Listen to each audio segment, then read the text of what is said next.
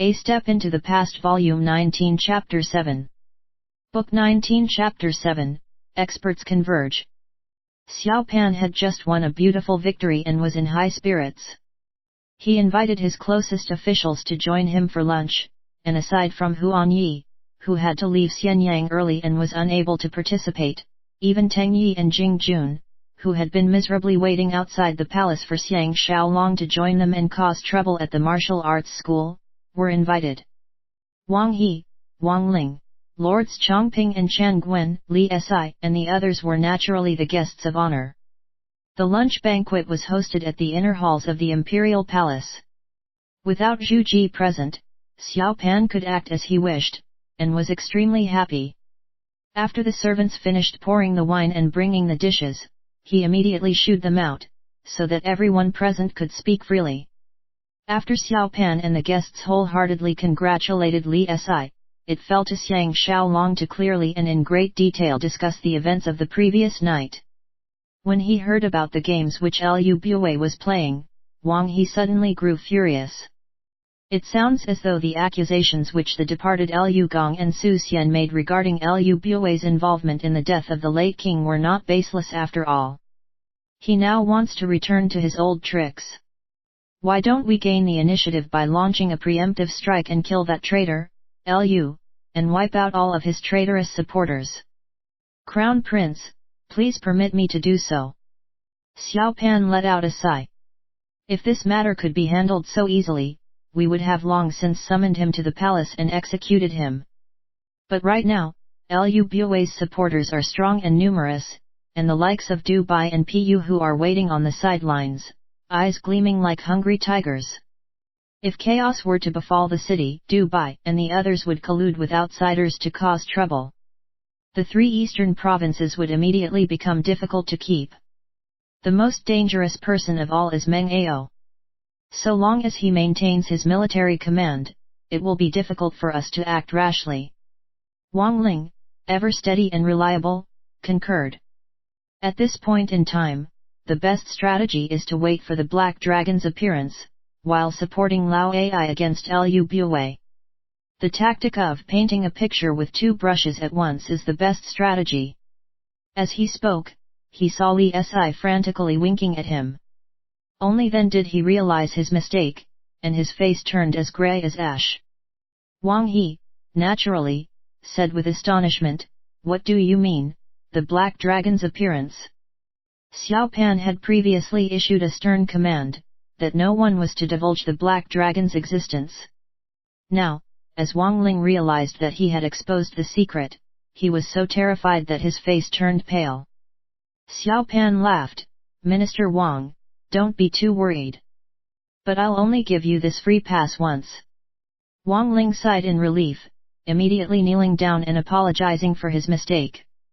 Seeing Xiao Pan's authority increase day by day, Xiang Shaolong was both frightened and exhilarated. Even he himself could not clearly describe what he was feeling. Xiao Pan personally explained to Wang He about this matter. Overjoyed, Wang He praised Xiang Shaolong.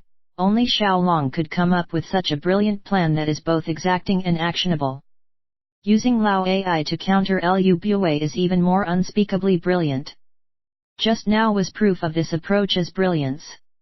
In the future, no matter how great Lao Ai's influence becomes, in the end a castrated dog remains a castrated dog.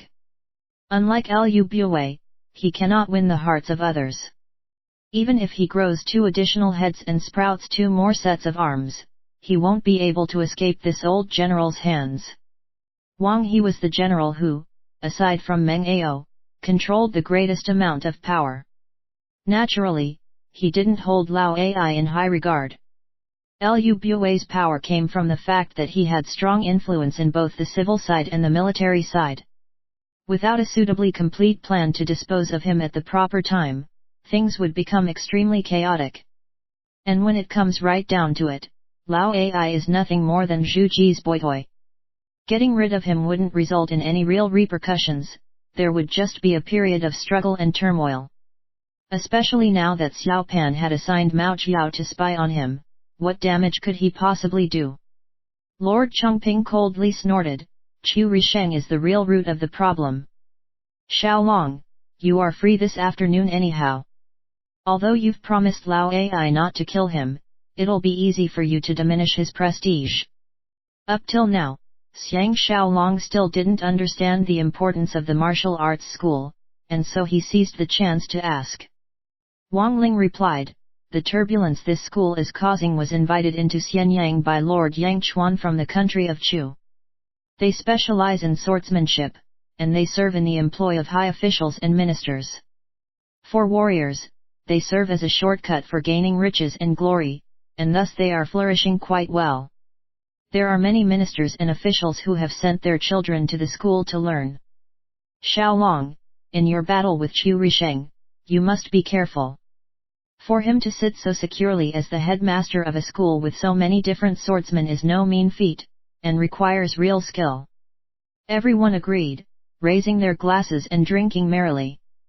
Their conversation turned towards the subject of the three legendary courtesans.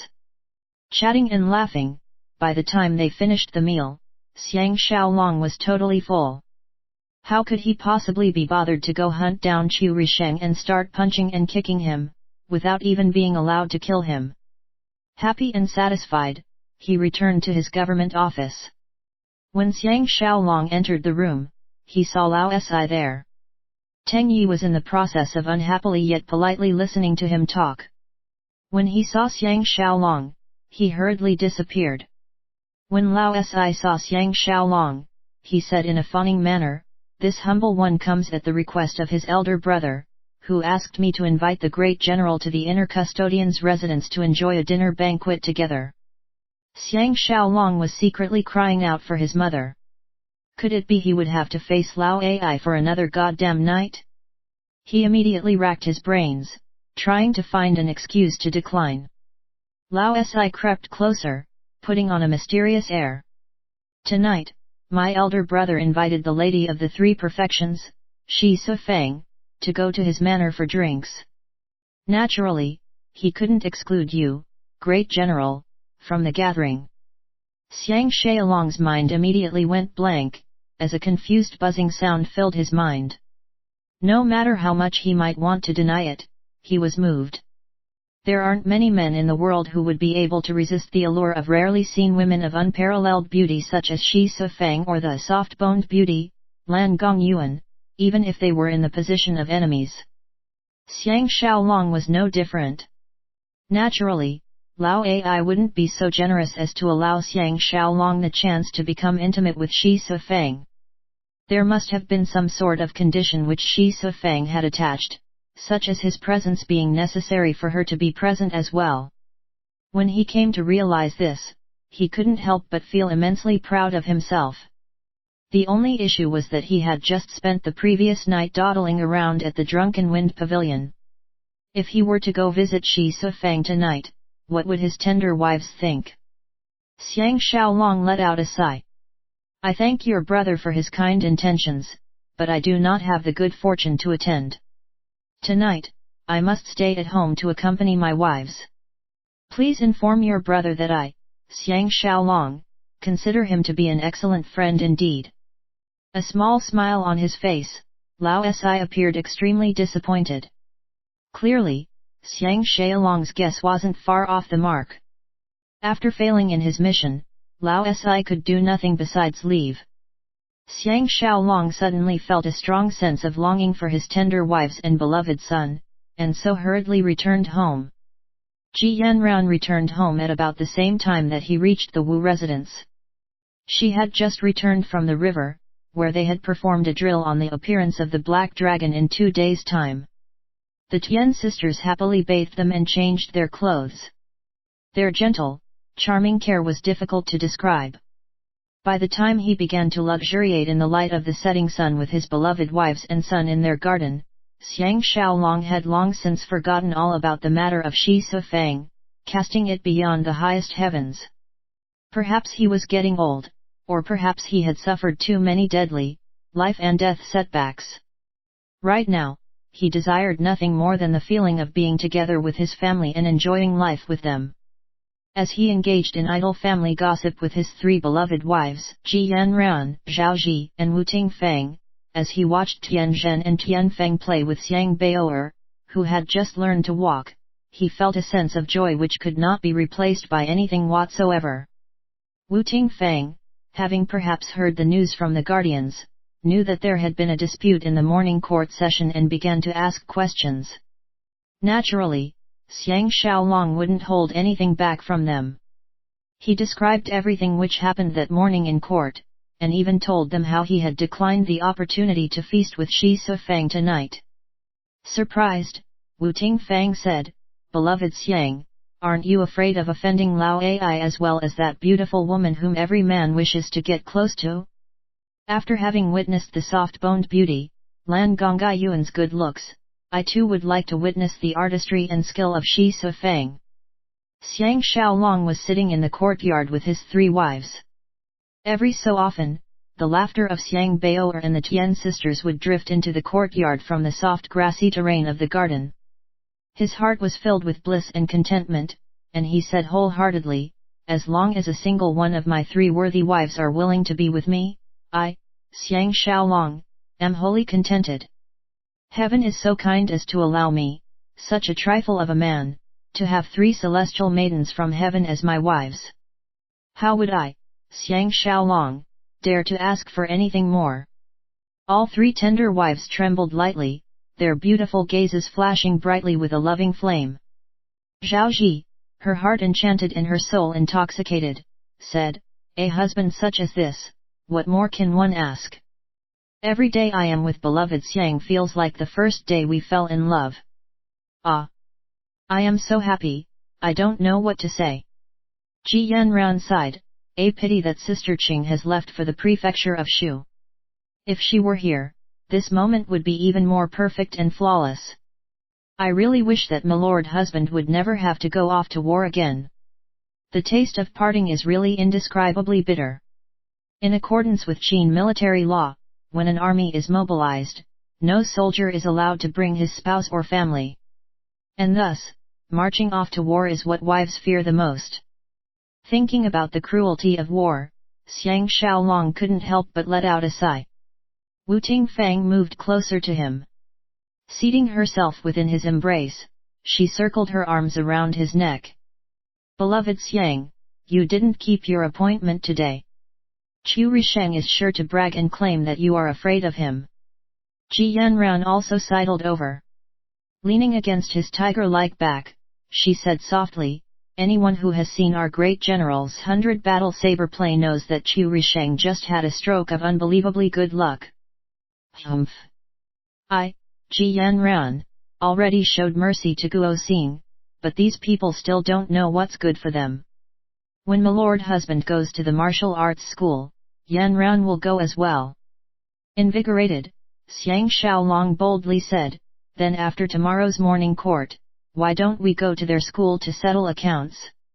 Just as Wu Tingfang and Zhao Ji were both exclaiming in approval, Ji Yanran let out a cry of dismay. "It has to be later. The Crown Prince asked me to go to the Imperial Palace tomorrow for his reading lessons. Alas! Since Sister Qing isn't here, I have to be her replacement. I hear that Sister Qing is very strict with the Crown Prince, but I cannot. It's far too much work for me to scrunch and stiffen up my face like that." Only now did Xiang Xiaolong discover that Ji Yanran had been given the title of Grand Tutor. At the same time, he felt very touched. Although Xiao Pan never expressed it, in reality, the longing he felt for his departed mother, Lady Ni, was a source of deeply engraved pain in his heart. He needed a replacement for her, and first, the replacement was Zhu Ji. Then, it was Qin Qing. Now, it was Ji Yanran. Otherwise, based on his current intelligence, how could he possibly need others to give him reading lessons? Wu Tingfang kissed Xiang Xiaolong on the side of his face with her soft, fragrant red lips. She gently kissed all across his face, making him feel indescribably comfortable as he listened to his beautiful, tender young wife say, "Husband Xiang, did you know that Sister Qing owns a very large business in Ba and Shu?" Sister Qing is extremely competent when it comes to business. Xiang Xiaolong knew nothing at all about Qin Qing and her history or background, all he knew was that she came from the royal family. Surprised, he pursued this line of question. Ji Yanran knew more about this than anyone else, so she explained. Sister Qing originally came from a major clan in Ba, which owned a major cinnabar mine. Cinnabar can be used for medicinal or chemical purposes. Their wealth accumulated over the centuries. By Sister Qing's generation, the Qin family has become the richest family in the Ba prefecture. Hoping to foster cordial relations with their family, the Qin royal family had one of their royal scions propose marriage to Sister Qing. Unexpectedly, right after their wedding rites were completed, her husband was sent on a military mission and died in foreign lands. In order to avoid getting entangled with other nobles, Sister Qing returned to Ba prefecture to focus on the family business. She did resoundingly well, and when the crown prince returned to Qin, Lady Huang recommended her to return to Xianyang and become the grand tutor for the crown prince. And then, she met you affectionate lover, who entangled her in the web of love once more. Only now did Xiang Xiaolong understand why Qin Qing's personal status and stature was so unusually high. It wasn't due solely to Lady Huang and Xiao Pan's affection towards her, it was also because she had the powerful backing of a mighty clan in the Ba and Chu prefectures. It was just as Li Si had stated. When dealing with exceptionally large and powerful prefectures such as Ba and Chu, the only acceptable policy was one of conciliation. At the same time, he began to understand why she had been so close with Lady Huang, this noble woman who had come from the kingdom of Chu. Ba and Chu were, after all, located next to the borders of Chu. A rich and powerful family such as the Qin family would naturally have thousands of connections with the Chu royal family. Whoever married Qin Qing would not only obtain this beauty of 100 charms and 1,000 fascinations, he would also gain access to her enormous family fortune. Who wouldn't grow red-eyed with desire at this prospect? This was why Qin Qing didn't dare to be with him openly. Although Qin Qing became a royal kinswoman via her marriage to the royal family here in Xianyang, her marriage was nonetheless a matter filled with political implications. Just as his thoughts were flying about, Wu Guang came to report that Guo Xing had come looking for him. Xiang Xiaolong let out a sigh. Leaving the pavilion, he first lifted up Xiang Baoer and kissed him on his face, before handing him to Tianzhen as he went to the main hall to meet Guo Xing. Guo Xing was drinking tea. Upon seeing him, he actually knelt down and kowtowed thrice, frightening Xiang Xiaolong so badly that he hurriedly lifted the man up. Mr. Guo, you honor me far too much. After the two sat down, Guo Xing smiled uncomfortably. This lower official originally came with evil intentions to meet you on this trip. Xiang Xiaolong knew very well that Guo Xing had the desire to capitulate to him. But by now, he had learned to not easily trust others. Smiling, he said, Assistant Commander, have you come to cause misfortune upon me, on Headmaster Chu's orders? Guo Xing was clearly in the midst of a spat with Chu Risheng. Coldly snorting, he said, on what basis would he dare to cause misfortune to you, Lord? Today, because my lord was busy with morning court and did not show up, he put on an appearance of being disappointed, but everyone could tell that he was relieved of a heavy load. He even took the opportunity to go boar hunting with Pu Hu. We all knew that it was because he was afraid that Lord Xiang would go knocking on his door. After viewing the prowess of Lord Xiang's 100 battles saber play, who would have the courage to dare and try to stroke Lord Xiang's tiger whiskers? Surprised, Xiang Xiaolong said, then why would he instigate you to come see me? Embarrassed, Guo Xing said, to tell the absolute truth, we all used to work for the second prince, and the school's expenditures continue to be paid for by Pu Hu. Were it not for him, with Lord Yankin's demise, we would have had to shut down long ago. But superficially, we must appear to be subordinate to the Lord Inner Custodian. Lu Bue has tried to seize control over the school several times, but each time, the Lord Inner Custodian has used all his strength to resist. Sighing, he continued, Liu Bue is very crafty. He enticed many of our warriors to his side, then hinted both openly and obliquely that the court wouldn't make use of any of the people we have trained. He wore us out and caused us to suffer shortages of funds.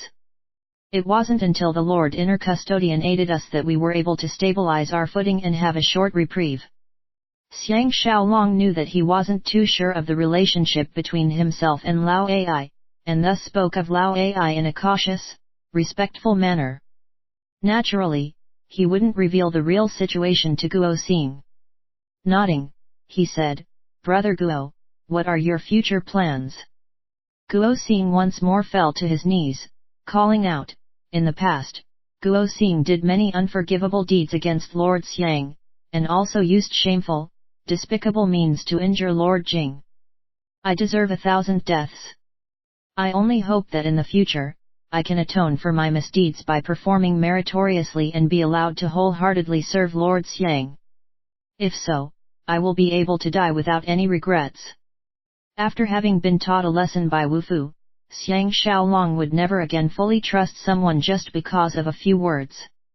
First, he lifted Guo Xing up, before saying, "Brother Guo, please feel free to speak your mind, and don't do anything like that again." Guo Xing excitedly said, "Ever since that day when talented Lady Ji showed me mercy, I, Guo Xing, have been thinking about this. Right now, everyone in Xianyang knows that Lord Xiang's sense of righteousness reaches the heavens, and is extremely considerate to his men. Lord Xiang, please allow this humble one to follow you." Forcing out a smile, Xiang Xiaolong said, "Is my reputation really that good?" Guo Xing said, "Lord Xiang, you had 2 chances to become premier, but easily gave those chances up. You promoted Li Si, Huan Yi, and Lord Chongping, and showed great benevolence to those followers who came with you from Handan. You righteously rescued Prince Dan of Yan. Your good deeds are too many to enumerate. We've been quite aware of all these things this entire time. But because my personal desires and greed had closed my eyes, I only truly awakened after the talented Lady Ji's spear thrusts. I only hope to be able to follow Lord Xiang and no longer need to worry about fighting and fawning for favor from others, and what's worse, worry that tomorrow, that person will sell me out." After Xiang Xiaolong seriously contemplated his words, he nodded. "Fine. I'll do as you wish, but you had best remember that I'm not an easy man to deceive. If I feel that a single word passes from your lips which are insincere, I will immediately kill you without any hesitation." Overjoyed, Guo Xing once again knelt on the floor. Xiang Xiaolong had him lift his head up and ordered him to sit down again. "Earlier, it seemed as though there was something you wished to say to me. What is it?" Guo Xing's expression became solemn, and he said in a lowered voice, "What I'm about to tell you is the result of my own observations and guesses, because I'm not qualified to join the secret meetings held by the headmaster, Du Bai, and Pu Hu. But due to the many tasks they have assigned to us, I was able to guess a large part of it." Xiang Xiaolong was a person who had experienced many calamities. Quite calmly, he said, "Speak." Guo Xing said, "I believe they have made a complete set of plans for the second prince to take over the crown prince's position. The critical point is the 3 eastern prefectures. Although Pu Hu is a native Qin, he has always been zigzagging between Qin and Zhao. When we consider how wealthy and powerful his family, and the fact that he is linked to both the Qin and the Zhao royal families by intermarriages, he has deep-rooted influences in both countries. If it weren't for his support, the second prince would definitely not be able to thrive as he has." Xiang Xiaolong came to a sudden realization. Just like how Xiaopan was the unique resource of Liu Bue, Cheng Jiao was the unique resource of Pu Hu, the leader of yet another wealthy merchant family. In previous years, no one could have imagined that Xiaopan would return and forcibly seize the position of crown prince. This is why Pu Hu, Du Bai, and Lord Yang Chuan had constant fond upon Madame Ziyulai and Cheng Jiao. Who would have thought that Xiaopan would successfully escape Zhao and return to Qin, immediately shattering their beautiful dreams? At first, perhaps they continued to hold Liu Bue, this rich merchant, in contempt. Only after Lu Bue had caused Lord Yankin's death did they know that the situation had taken a dramatic turn for the worse. But they had no place to turn. Their only avenue of escape was to retake the imperial seat. If Xiao Pan's court was as stable as Mt. Tai, it would naturally be very hard for them to succeed. But fortunately, the court was split into the Crown Prince faction, the Lu faction, and the Lao Ai faction, 3 centers of power. Thus, Pu Hu and the others were in a position to cause trouble. Guo Xing continued, Pu Hu's most dangerous tactic is his collusion with Zhao's great general Pang Nuan, who is arrogant in his power. Although I don't know the particulars, from the way the headmaster speaks, Pang Nuan is in the process of secretly coordinating with the 3 eastern prefectures, the country of Chu, and the country of Yan to disrupt Lu Bue and Tiandan's secret treaties, while simultaneously assisting the second prince in ascending to the imperial throne. We can imagine how important it is for Dubai to cause an upheaval in Xianyang. If Lu Bue made any sudden moves, it would be even better, as that would definitely cause Qin's military force to splinter into multiple factions. At that time, he would openly raise the banner of the second prince with the Zhao army's assistance. His power would be greatly different than it is now. Xiang Xiaolong was secretly proud of himself. His musings from long ago were quite similar to that of Guo Xing's. The only thing he hadn't thought of was the possibility that Pang Nuan would once again try to build a coalition of Chu, Yan, Zhao, Wei, and Han. At the same time, he felt a little wounded at heart. Although Li Yuan, Lord Longyang, and Crown Prince Dan all professed to be as close as brothers to him, in this situation, where kingdoms faced off against each other, not the slightest bit of decision-making being affected by personal relationships could be tolerated. Reality is always cruel. Guo Xing said in a low voice, to cause upheaval, the best thing to do is to assassinate you, Lord Xiang. Everyone would put the blame on Lu Bue's head. You can imagine what the results would be. Xiang Xiaolong smiled. There's definitely quite a few people who want to kill me. Guo Xing solemnly admonished, Lord Xiang, please don't take the threat too lightly. Pu Hu and Pang Nuan have prepared for quite a long time now. They have recruited a gang of strange warriors and have also trained warriors in all of Zhao's assassination techniques. They have been smuggling these people into Xianyang in groups. I personally escorted 3 of them in. They are all first-class experts. One of them is known as the AA Barefoot Immortal, Cao Lai. He is the most extraordinary expert which Chu has produced in over 20 years. Just from the way he puts on his shoes, one can tell that he is determined to assassinate you, Lord Xiang, even if it costs him his life in the process. Xiang Xiaolong felt a cold shudder pass through him. How could one enjoy life if, every day, he had to worry about a suicidal assassin being after him? He asked, does Pu Hu's dancing troupe also have assassins hidden within? Guo Xing said, there should be. But my knowledge is limited, and I cannot say for sure.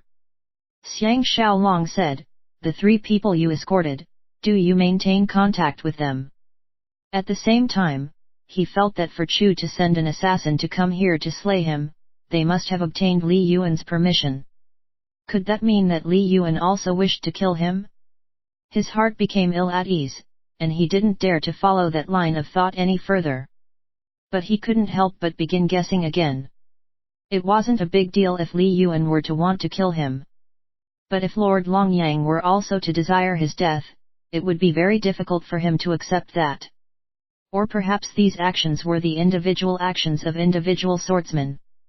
Guo Xing replied, after I brought them within the city, they went their own ways. After pausing, he said, several unfamiliar faces appeared at our school as well. They follow the headmaster all day long. They seem to be experts who are hiding their real identities. Xiang Xiaolong secretly sighed to himself that this was an example of another wave arising, before the first had calmed. Right now, Qin had become the public enemy of all of the eastern kingdoms. Since they couldn't win on the battlefield, their only option was to incite internal unrest. This was the same way modern history operated as well. There were no differences. Guo Xing said, "Today, I came at Headmaster Chu's orders to arrange another appointment for the duel. However, it is for 15 days in the future. I think that he expects that his death squads will be able to assassinate you before then." Xiang Xiaolong said, "Then go tell him that it will depend on what sort of mood I'm in." "Ha! Aren't you worried that they will get suspicious due to you having stayed here this long?" Guo Xing laughed. "I'll just tell them that Lord Xiang was putting on airs and made me wait here for an hour. After I go back, I'll find out what I can about the assassins, then think of a way to give the information to you." Xiang Xiaolong clapped him on his shoulders. "Isn't notifying me a very easy thing? Come report in as my assistant, quickly. You are, after all, my assistant commander." The two laughed loudly at each other. Only then did Guo Xing joyfully depart. Returning to the inner courtyard, he explained the situation to his 3 tender wives, telling them to be careful when they went outside. Ji Yanran said, "Their target isn't actually you. It's the Crown Prince. Claiming to be attempting to assassinate you is nothing more than a smokescreen for the general public." Xiang Xiaolong was suddenly, violently shocked awake. "I'm such an idiot. If they were to kill the Crown Prince, they would immediately cause real unrest, and Cheng Qiao would be able to openly, honorably take the throne as his successor." To be honest, he actually became more relieved, because if Xiaopan were to die, then Qin Shi would disappear from history, and China would probably not arise. Ji Yanran said, "We must seize the initiative in this matter. The problem is that the city guards are tightly controlled by Guanzongzi. Otherwise, it would be much easier to act." Just as Xiang Xiaolong was pondering his next move, one of his guardians came to report that Lao Ai had personally come to visit him. Just as Xiang Xiaolong's face twisted in distaste, Wu Tingfang laughed and said, "If you can't turn him down, then just go through the motions for tonight. All of us have our utmost faith and trust in husband Xiang."